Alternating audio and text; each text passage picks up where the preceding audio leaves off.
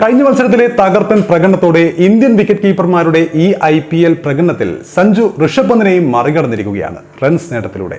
ക്യാപ്റ്റൻസിയിലാണെങ്കിൽ അപരാജിത വിജയങ്ങളുമായി രാജസ്ഥാൻ കുതിക്കുകയാണ്. ഇനി അറിയേണ്ടത് ഒന്ന് മാത്രമാണ്, വരാനിരിക്കുന്ന 2020 ലോകകപ്പിൽ ഇന്ത്യൻ വിക്കറ്റ് കീപ്പറായി സഞ്ജു സാംസൺ ഉണ്ടാകുമോ? നമുക്കൊന്ന് പരിശോധിക്കാം.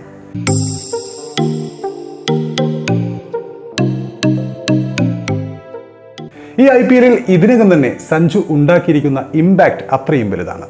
IPL 17ാം സീസൺ പുരോഗമിക്കവേ ഒരു വശത്ത് ഓറഞ്ച് ക്യാപ്പ് പോരാട്ടവും കടുക്കുന്ന കാഴ്ച നമ്മൾ കണ്ടുകൊണ്ടിരിക്കുകയാണ്. ആ പോരാട്ടത്തിൽ ആദ്യ മൂന്നിൽ ഒരാളായി ഇപ്പോൾ സഞ്ജുവുമുണ്ട്. നിലവിൽ 300-ലേറെ റൺസ് നേടി റോയൽ ചാലഞ്ചേഴ്സ് ബാംഗ്ലൂരു സൂപ്പർ താരമായ വിരാട് കോഹ്ലിയാണ് കൃത്യമായ മേധാവിത്വത്തോടെ ഒന്നാമത് ഈ ലിസ്റ്റിലുള്ളത്. രണ്ടാം സ്ഥാനത്ത് രാജസ്ഥാൻ റോയൽസിന്റെ തന്നെ താരമായ റിയാൻ പരാഗും, മൂന്നാം സ്ഥാനത്ത് ഇപ്പോൾ കഴിഞ്ഞ ഇന്നിംഗ്സോടെ സഞ്ജു സാംസണും ഇടം പിടിച്ചിരിക്കുകയാണ്. ബംഗളൂരു തോൽവികളിൽ കിതക്കുമ്പോഴും 5 ഇന്നിംഗ്സുകളിൽ നിന്നും 316 റൺസാണ് വിരാട് കോഹ്ലി നേടിയിട്ടുള്ളത്. ഒരു സെഞ്ചുറിയും 2 അർദ്ധ സെഞ്ചുറിയും കോഹ്ലി ഇതിനോടകം നേടിയിട്ടുണ്ട്. 146 സ്ട്രൈക്ക് റേറ്റിൽ 105 ശരാശരിയിലാണ് കോഹ്ലി ഈ ഒരു ലിസ്റ്റിൽ മൃഗീയ മേധാവിത്വം ആധിപത്യം പുലർത്തുന്നത്.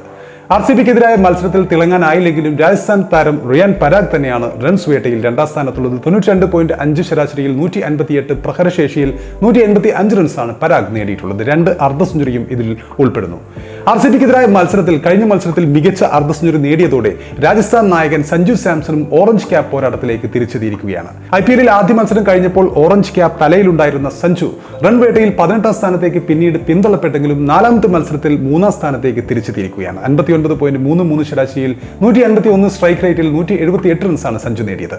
IPL ഇതിനോടകം 2 അർദ്ധ സെഞ്ചുറിയും സഞ്ജു സ്വന്തമാക്കിയിട്ടുണ്ട്. വിക്കറ്റ് കീപ്പർമാരുടെ കാര്യമെടുത്താൽ ഈ സീസണിൽ ഏറ്റവും കൂടുതൽ റൺസ് എടുത്ത വിക്കറ്റ് കീപ്പർ ഇപ്പോൾ നിലവിൽ സഞ്ജുവാണ്. ഫോമിലേക്ക് മടങ്ങി വന്നതിനൊപ്പം തുടർച്ചയായി 4ാം മത്സരത്തിലും രാജസ്ഥാൻ റോയൽസിന് ജയം സമ്മാനിക്കാൻ ക്യാപ്റ്റൻ സഞ്ജുവിന് സാധിക്കുകയും ചെയ്തു.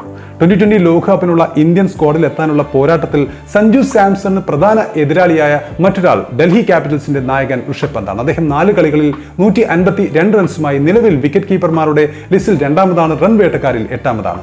ഇരുവരുമല്ലാത്ത മറ്റ് ഇന്ത്യൻ വിക്കറ്റ് കീപ്പർ ബാറ്റർമാർ ആരും ആദ്യ 15-ലില്ല എന്നതാണ് മറ്റൊരു കാര്യം. സഞ്ജുവിന് വെല്ലുവിളിയാവുമെന്ന് കരുതിയ വിക്കറ്റ് കീപ്പർമാരായ ജിതേഷ് ശർമ്മ 58, ധ്രുവ് ജുറേൽ 42, ഇഷാൻ കിഷൻ 50, KL രാഹുൽ 93 എന്നിവരെല്ലാം നിലവിൽ വളരെ പിന്നിലാണ് എന്നതാണ് രാജസ്ഥാൻ റോയൽസിന്റെ മലയാളി ക്യാപ്റ്റന് ലോകകപ്പ് ടീം സെലക്ഷനിൽ ഇപ്പോൾ അനുകൂലമായ ഘടകം.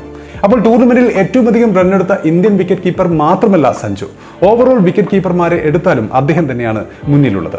സൺറൈസേഴ്സ് ഹൈദരാബാദിന്റെ വെടിക്കെട്ട് താരവും സൗത്ത് ആഫ്രിക്കൻ വിക്കറ്റ് കീപ്പറുമായ ഹെൻറിക് ക്ലാസനെ 177 റൺസ് അദ്ദേഹത്തെ പിന്തള്ളിയാണ് വിക്കറ്റ് കീപ്പർമാരുടെ ഏറ്റവും കൂടുതൽ റൺസിൽ സഞ്ജു കിങ്ങായി മാറിയിട്ടുള്ളത്. ലക്നൗ സൂപ്പർ ജയൻസിനെതിരായ സീസണിലെ ആദ്യ കളിയിൽ പുറത്താവാതെ നേടിയ 82 റൺസാണ് സഞ്ജുവിന്റെ ഏറ്റവും മികച്ച പ്രകടനം. ആ ഒരു 82 കൊണ്ടാണ് സഞ്ജു തുടങ്ങിയത്. ഈ കളിയിൽ അദ്ദേഹം പ്ലെയർ ഓഫ് ദ മാച്ച് ആവുകയും ചെയ്തിരുന്നു. എങ്കിലും ലോകകപ്പ് ആവുമ്പോൾ നമുക്കറിയാം സെലക്ടർമാർ എന്താണ് സഞ്ജുവിനായി കാത്തു വെച്ചിരിക്കുന്നതെന്ന് കണ്ടു തന്നെ അറിയണം. കാരണം നിരവധി തവണ ഇങ്ങനെ കപ്പിനും ചുണ്ടിനും ഇടക്ക് അപകടന നേരിടേണ്ടി വന്നിട്ടുണ്ട് സഞ്ജുവിന്. അങ്ങനെ ഒരു ചരിത്രമുണ്ട് സഞ്ജുവിന്റെ കേസിൽ. അപ്പോൾ സഞ്ജു ലോകകപ്പ് ടീമിൽ ഉണ്ടാകുമോ എന്ന് നമ്മൾ കണ്ടറിയേണ്ടിയിരിക്കുന്നു. ഇതേസമയം സഞ്ജു എന്ന ക്യാപ്റ്റൻ രാജസ്ഥാനായി അത്ഭുതങ്ങൾ ചമയ്ക്കുന്ന കാഴ്ചയാണ് നമ്മൾ ഈ IPL കണ്ടുകൊണ്ടിരിക്കുന്നത്. അദ്ദേഹത്തിന്റെ ക്യാപ്റ്റൻസിയെ കുറിച്ച് പറയാതിരിക്കാൻ വയ്യ. കാരണം സഞ്ജു സാംസണിന് കീഴിൽ അവർ IPL പടയോട്ടം തന്നെ തുടരുകയാണ്. കഴിഞ്ഞ സീസണിൽ നേരിയ വ്യത്യാസത്തിൽ നഷ്ടമായ പ്ലേ ഓഫ് ടിക്കറ്റ് ഇത്തവണ നേരത്തെ തന്നെ ബുക്ക് ചെയ്യാനുള്ള കുതിപ്പിലാണ് രാജസ്ഥാൻ റോയൽസ്. സഞ്ജു സാംസന്റെ നേതൃത്വത്തിലുള്ള രാജസ്ഥാൻ റോയൽസ് റോയൽ ചാലഞ്ചേഴ്സ് ബാംഗ്ലൂരിനെതിരെ റൺ ചേസിൽ ടീം പ്രതിസന്ധി ഘട്ടത്തിൽ നിൽക്കവെയാണ് സഞ്ജു ക്രീസിലെത്തിയത്. ആ സമയത്ത് ഒരു നായകന്റെ ഇന്നിംഗ്സ് തന്നെയാണ് അദ്ദേഹം കാഴ്ചവെച്ചത്. നേരത്തെ പറഞ്ഞതുപോലെ 3ാം നമ്പറിൽ ഇറങ്ങിയ സഞ്ജു 69 റൺസാണ് നേടിയത്. 42 പന്തുകൾ നേരിടുകയും 8 4-ഉം 2 6-ഉം അടിക്കുകയും ചെയ്തു. ഈ സീസണിലെ 2ാമത്തെ 50 എന്നതിന് പറയാം. നേരത്തെ മത്സരത്തിൽ യശസ്വി ജയ്സ്വാൾ 0 ഒരിക്കൽ കൂടി ഫ്ലോപ്പായതിനെ തുടർന്ന് ഇന്നിംഗ്സിലെ 3ാമത്തെ പന്തിൽ തന്നെ അദ്ദേഹത്തിന് ക്രീസിൽ ഇറങ്ങേണ്ടി വന്നു. പതിയെ തുടങ്ങിയ ശേഷം പിന്നീട് ആഞ്ഞടിച്ചാണ് സഞ്ജു കിഡിലൻ 50 കഴിഞ്ഞ മത്സരത്തിൽ കുറിച്ചത്.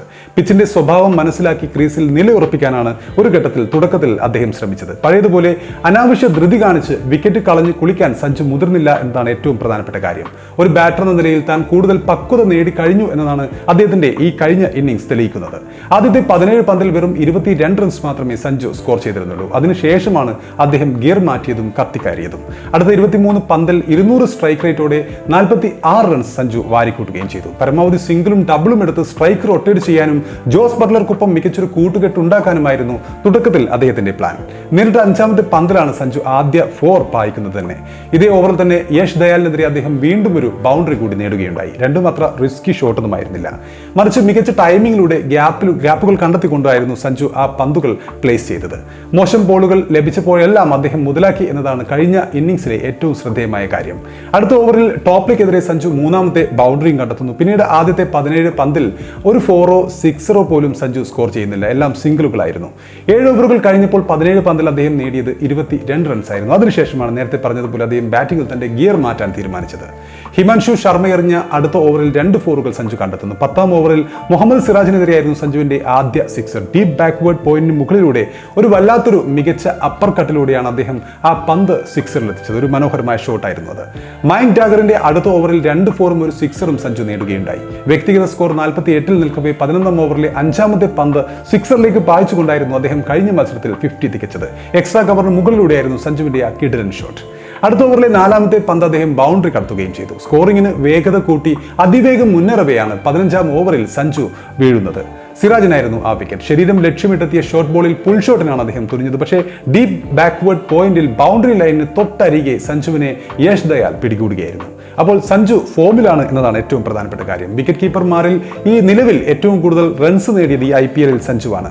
അപ്പോൾ ഈ ഒരു ഫോം അദ്ദേഹത്തെ ലോകകപ്പ് ടീമിൽ എത്തിക്കുമോ എന്നതാണ് ഇനി കണ്ടറിയേണ്ടത്.